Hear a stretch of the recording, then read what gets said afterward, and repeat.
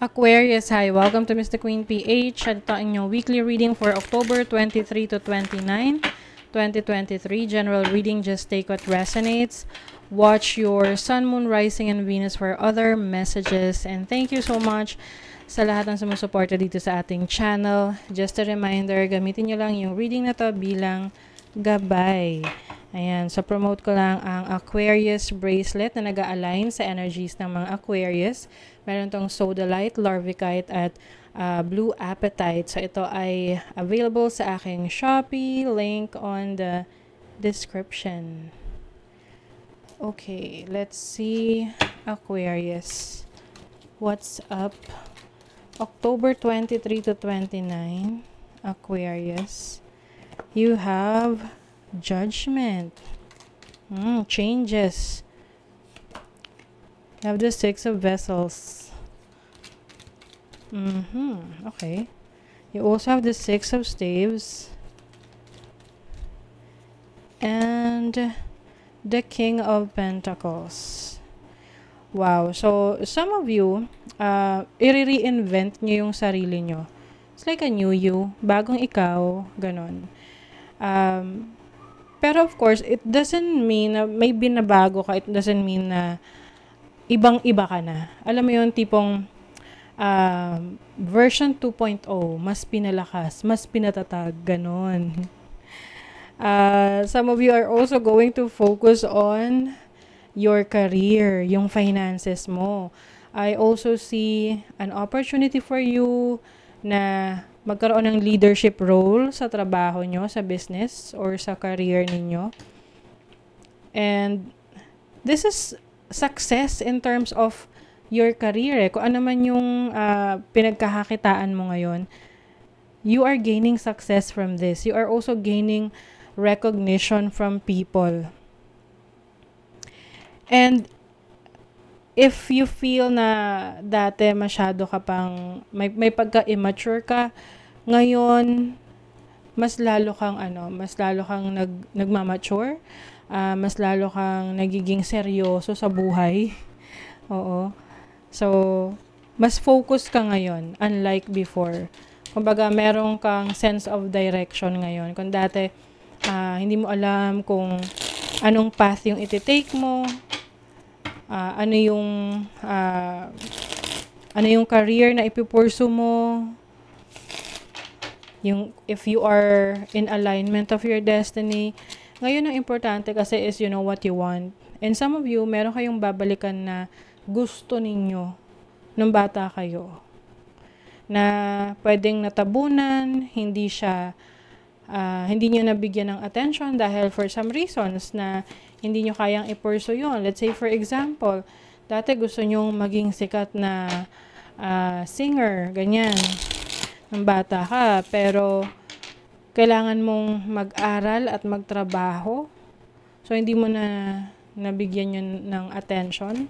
Some of you are reinventing yourself, like reinventing as in kung ano ka talaga. Like, more on being true to yourself, being more authentic of who you really are and what you really want.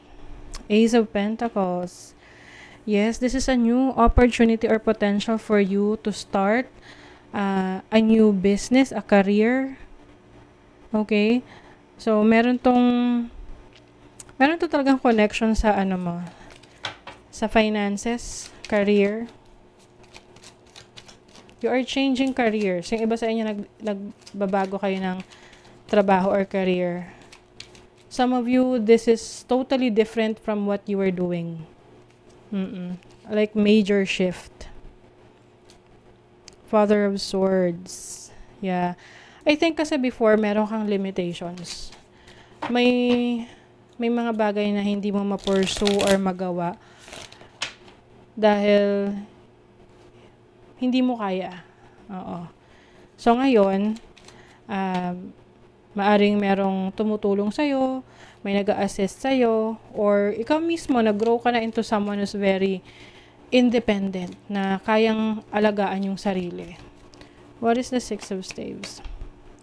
Five of Pentacles. Some of you, meron kayong babaguhin in terms of your finances. So ngayon, kung dati medyo struggling kayo sa kaperahan, sa trabaho, it seems na hindi balance yung cash flow ninyo. Within this time, may changes for you na parang meron kang sense of achievement pagdating sa finances mo. Wow, the World card. Some of you merong opportunity to work abroad. Yung iba naman sa inyo, nasa abroad na talaga. Andyan yung trabaho ninyo. And I see a lot of success sa inyo, sa career ninyo sa ibang bansa. So, kung kayo naman ay nagbabalak na magtrabaho sa ibang bansa, merong opportunities na nag-open sa inyo. At ito yung babago sa dynamics ng finances ninyo. Yung iba naman, opportunity to trade abroad. Oo, pwedeng online business, ganyan. You have Mercury in Scorpio, Mercury in Pisces. I think hindi mo na hahayaan na may mag-control sa'yo sa gusto mong gawin. Hindi ka na magpapa-impluwensya sa ibang tao kasi alam mo yung gusto mo deep within you. You are inspired. You want to pursue something that will fulfill your happiness. Itong lust na to is like lusting for something na magbibigay sa'yo ng fulfillment. It doesn't have to be romantic connection. It doesn't have to be something na, may kinalaman sa relationship. Okay?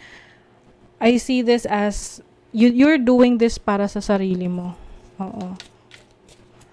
It's like recognition para sa sarili mo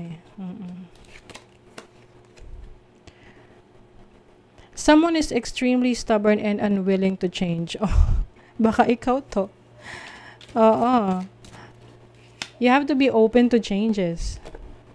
The most difficult part of a situation is over. So, yung iba sa inyo, kung nag-struggle kayo sa finances ninyo, o kung anumang situation ninyo, matatapos na, no? Kung ano man yun, na naging mahirap na sitwasyon sa inyo. Yes. Deep personal strength and peace that assures success. So, parang you feel like more, ano ka ngayon, established. Alam mo yung tipong marami kang pinagdaan ng challenges. Tapos, napagtagumpayan mo. Alam mo yung feeling na ganun. May sense of fulfillment. A period of prosperity and abundance. Wow, I love this. So, for you Aquarius, there's abundance definitely. Financial stability for you. Okay? And if there's something na kailangan mong baguhin sa sarili mo, na alam mo makakabuti para sa'yo, gawin mo. Yes, you're becoming more true to yourself. Truth is different at different levels of consciousness, reserved judgment. So, para sa'yo, you take things with a grain of salt. May mga bagay na hindi kailangan paniwalaan. Oo. As long as you believe in your own self, that's what matters. Okay? So, that is your reading, Aquarius. Kung nagustuhan nyo ito, naka-resonate kayo, mag-comment kayo dyan, like, share, subscribe, para lagi kayong updated sa ating mga readings. Thank you so much, Aquarius. See you again.